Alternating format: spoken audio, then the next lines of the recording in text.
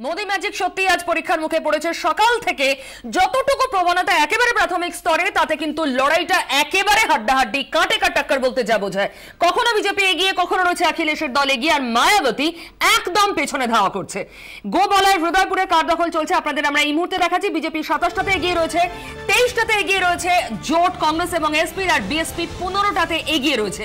এই মুহূর্তে বিজেপি এগিয়ে থাকলেও কিন্তু একটু আগে চিত্রটা একটু অন্যরকম ছিল। 3-4টে হলেও আসন এগিয়ে ছিল এসপি এবং কংগ্রেসের জোট। আমাদের প্রতিনিধি এই মুহূর্তে রয়েছে আমার সঙ্গে লখনৌ থেকে সরাসরি কমলিকা সেনগুপ্ত, ওর সঙ্গে কথা বলবো। কমলিকা, প্রাথমিক যে প্রবণতা তাতে লড়াই জমে উঠেছে, হাড্ডাহাড্ডি। বিজেপির এই মুহূর্তে কি কোথাও কি তারা যে ক্লিন সুইপ ভাবছিলেন এখনো সেটাই মনে করছেন? দেখো, বিজেপি হেডকোয়ার্টারে দাঁড়িয়ে ইংলিশে একটা কথা আছে, পুটিং দেয়ার ফিঙ্গার্স ক্রসড। একেবারে আঙুলের উপর আঙুল তুলে বসে আছে বিজেপি। কারণ যেভাবে, অর্থাৎ যে কথাটা বলা হচ্ছিল যে একটা হাং অ্যাসেম্বলি হতে পারে, সেদিক থেকে দাঁড়িয়ে যে ইনিশিয়াল ট্রেন্ডস গুলো আসছে তাতে বোঝা যাচ্ছে, যেরকম তুমি বলছিলে যে কাটে কা টক্কর, অর্থাৎ সমাজবাদী পার্টির যে বিকাশ মডেল, অর্থাৎ উন্নয়নের যে মডেল অখিলেশ বারবার রেখেছে, সেটা কিন্তু মানুষ সেটা থেকে দূরে সরে যেতে চাইনি। এবং আমি গতকাল সারাদিন যাদের সঙ্গে কথা বলেছি তারা প্রত্যেকেই বলেছে অখিলেশ যাদব তিনি অনেক কাজ করেছেন, কিন্তু জিতবে মোদি। অর্থাৎ অখিলেশ যাদবের বিকাশের মডেল, তার পাশাপাশি মোদির মার্কেটিং, এই দুটোর লড়াই চলছে। এবং অবশ্যই বিএসপি তার থেকে অনেকটা পিছিয়ে, কিন্তু বিজেপি হেডকোয়ার্টার এখন অব্দি কিন্তু লোকজন এসছে, সবাই ভেতরে রয়েছে, কিন্তু কেউই ঠিক বাইরে এসে নিজেদের উল্লাস বা নিজেদের আনন্দ দেখাতে চাইছে না। কারণ আবার আমি তোমাকে মনে করিয়ে দিতে চাইবো পিউ, বিহারে এই ইনিশিয়াল ট্রেন্ডে কিন্তু বিজেপি ওয়াজ লিডিং এবং থার্ড রাউন্ডের পর ঘুরে গেছিল খেলাটা। সুতরাং সেখান থেকে দাঁড়িয়ে বিজেপির, যেটা বললাম শুরুতেই, পুটিং দেয়ার ফিঙ্গার্স ক্রস, সেই স্টেটাসে এখন বিজেপি হেডকোয়ার্টার লখনৌতে, যার দিকে গোটা দেশ তাকিয়ে আছে। কমলিকা, অনেক ধন্যবাদ তোমাকে বারবার আপডেট নেওয়ার জন্য। তোমার সঙ্গে আমাদের কথা হবে। আমি রিজুর কাছে আসবো। রিজু, এখানে একটা প্রশ্ন, অখিলেশের উন্নয়নের মডেল যেটা প্রচারে প্রাধান্য পাওয়া উচিত ছিল, তার সঙ্গে মোদি মার্কেটিং, যেটা আমাদের প্রতিনিধিও বলেন, কিন্তু আমরা প্রচারে দেখেছি রাহুলকে পাশে নিয়ে মোদি অ্যাটাক ছাড়া অখিলেশ আর কিছু করেননি।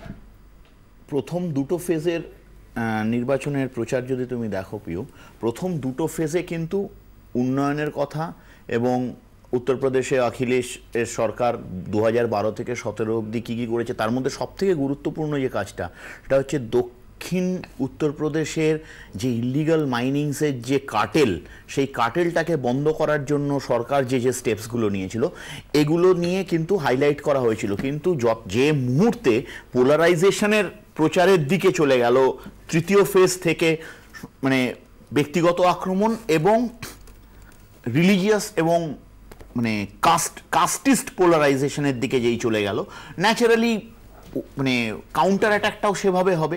ফলে এটা দেখো, এটা বিহার ইলেকশন যদি তুমি খেয়াল করো, প্রথম 3টে ফেজে বিহার ইলেকশনেও কিন্তু বিজেপিও চেষ্টা করেছে উন্নয়নের কথা বলার জন্য। যখন দেখলো কাজ হচ্ছে না, তখন অমিত শাহকে বলতে হলো যদি এখানে জোট যেতে তাহলে পাকিস্তানে বাজি ফুটবে।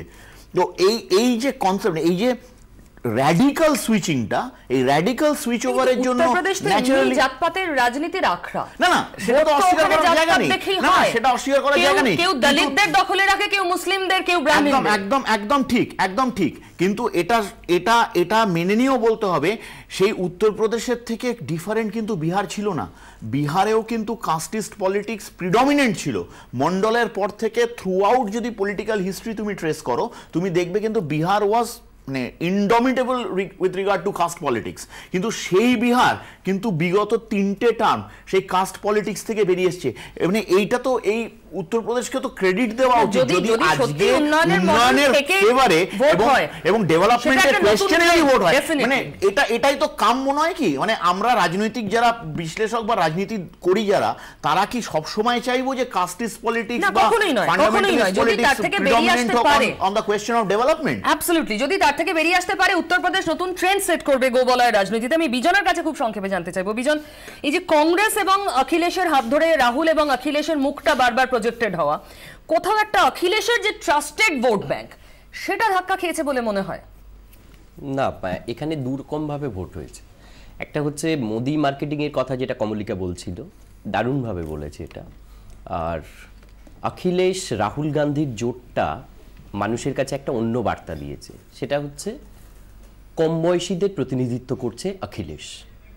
এই দুটোর মিশেল এবং মোদি 2014 সালের লোকসভার যে ফলাফল, সেই ফলাফলের ঝড়টাকে ক্যারি করার চেষ্টা করছে। আর এখানে সাইকেল, কম্পিউটার দেওয়া অখিলেশের ক্ষেত্রে এবং উন্নয়ন করা, এই মডেলটা এরা সামনে রেখেছিল। 1952 থেকে প্রথম যে নির্বাচন হয়েছে তারপর থেকে পশ্চিমবঙ্গের মতন 2 টাকা কে চাল, কন্যাশ্রী, সবটাই একদম উন্নয়নের মডেলকে সামনে রেখে ভোট। এবার আমার প্রশ্ন হলো 1952 থেকে আজ পর্যন্ত যে নির্বাচন হয়েছে, 16টা নির্বাচনের মধ্যে 7টা নির্বাচনে মাত্র স্থায়ী সরকার পেয়েছে উত্তরপ্রদেশ। 9 বার সেই সরকার টেকেনি এবং 9 বার সম্ভবত রাষ্ট্রপতি শাসন হয়েছে। এই বারবার এই ত্রিশঙ্কু হয়ে যাওয়া এবং কিছুদিন সরকারটা চলার পর আবার সেই সরকার ভেঙে দিয়ে রাষ্ট্রপতি শাসন হওয়া 2017 বিধানসভা নির্বাচনের ফলাফল তারই ইঙ্গিত দিচ্ছে। এবং সেই ইঙ্গিতের দিকে আমার ধারণা রাষ্ট্রপতি শাসনকে রক্ষার জন্য মায়াবতী, কংগ্রেস, অখিলেশ সব এক হতেও পিছপা হবে না। যদি ত্রিশঙ্কু হয় তবে বিজেপি একক সংখ্যাগরিষ্ঠ দল হলেও সরকার গঠনের ম্যাজিক ফিগারে যাওয়ার সম্ভাবনা অত্যন্ত কম। গতবারের থেকে 14 থেকে 17 নির্বাচনে মহিলাদের ভোটদানের সংখ্যা বেশি তুলনামূলকভাবে। এই মহিলা কারা? এই মহিলা হলো তারা যারা এই অখিলেশের উন্নয়নের শরিক হতে চায়। আমার ধারণা তার কারণ মহিলাদের জন্য কিছু কিছু প্রকল্প, তার সুনির্দিষ্ট প্রকল্প আছে। সেই প্রকল্পের সুফল যদি অখিলেশ ঘরে তুলতে পারে, সে তো মোদিরও আছে। মহিলাদের, গ্রামীণ মহিলা যেখানে প্রত্যন্ত চুলা জ্বালিয়ে খেতে হয় তাদের জন্য উজ্জ্বলা বিদ্যুতের প্রকল্প আছে, গরিবদের জন্য একাধিক, গোটা দেশের প্রকল্প, তো উত্তরপ্রদেশেও তার প্রভাব ফেলবে। দুটো আছে আর নেই, আমি একটু বলে নিই না যে আমি দুটো আছে আর নেই, ডিফারেন্সিয়েট হয়ে যাবে একটা জায়গায়, সেটা হচ্ছে ভোটটা কার দিকে বেশি গেছে। একটা জিনিস বলি, এই যে গ্যাস দেওয়ার জন্য যে এটা সাবসিডি তুলে নেওয়া, সেটাও কিন্তু মহিলাদের ভোটের প্রভাব ফেলে। তার থেকেও বেশি সংখ্যক উত্তরপ্রদেশে এই মহিলারা কি নেই যারা গ্যাস পাচ্ছেন প্রথমবার? হ্যাঁ, সেটাও আছে, অবশ্যই আছে, কিন্তু তারপরেও আরেকটা প্রশ্ন আছে, যারা টাকা নিয়ে জন্য এই নতুন কারেন্সি চেঞ্জ করার ক্ষেত্রে তাদের যে প্রভাব পড়েছিল, সেই প্রভাবটাও কিন্তু ভোটে কার্যকরী হবে। আচ্ছা, এই কারেন্সির প্রভাবে আমি আসবো, কারণ মহারাষ্ট্রের শহরাঞ্চলের ভোটে দেবাশিস দা কোনো প্রভাব ফেলেনি ডিমনিটাইজেশন। বিজেপি কিভাবে হই হই করে জিতেছে। গ্রামাঞ্চল উড়িষ্যা, আমরা যদি ধরে নিই শহরাঞ্চলের মানুষ ভোট দিলেন, গ্রামাঞ্চলে উড়িষ্যা বিজেপির পক্ষে গেছে। তুমি কি প্রভাব বুঝতে চাইছো? এই রাজ্যে যে পরিমাণ চিটফান্ডকে কেন্দ্র করে হয়েছে, তারপর ভোটের একটা ফলাফল এসছে, তুমি কি বলতে চাইছো যে ডিমনিটাইজেশন হওয়ার পর আজকে রিজার্ভ ব্যাংক অফ ইন্ডিয়া এবং ভারত সরকার অর্থ দপ্তর আজকের তারিখ পর্যন্ত মাননীয় প্রধানমন্ত্রী যা যা ঘোষণা করেছিলেন 50 দিনের মাথার, এবং যে হিসেব দেবেন বলেছিলেন, আজ পর্যন্ত হিসেব দিয়ে উঠতে পারেননি।